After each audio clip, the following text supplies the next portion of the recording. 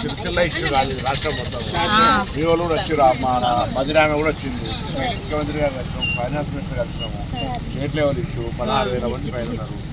Sircilla issue అనుకుని చెప్తుంది. నేను ఎప్పటికైనా ప్రయత్నం చేస్తున్నా, ఎట్లా వీలైతే అట్లా ప్రయత్నం చేయడానికి ప్రయత్నం చేస్తాను. ఇప్పుడు కొన్నిసార్లు కొన్ని అంశాలు ఇప్పుడు ఒక్క సిరిసిల్లగా పరిమితమైనది కాదు కదా, పరిమితమైనది కాదు. ఎప్పుడు అందరూ సమిష్టి తీసుకోవాల్సిన నిర్ణయం. ఎప్పుడు మంచి రోజు వస్తుంది, అందరూ మంచి రోజులు రావడం.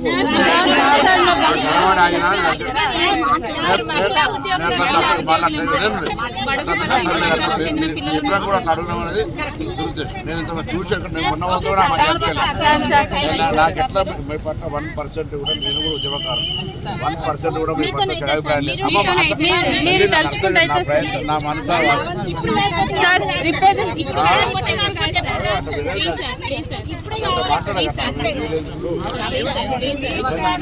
చాలా పాజిటివ్ ఉన్నాను నేను. నాకేం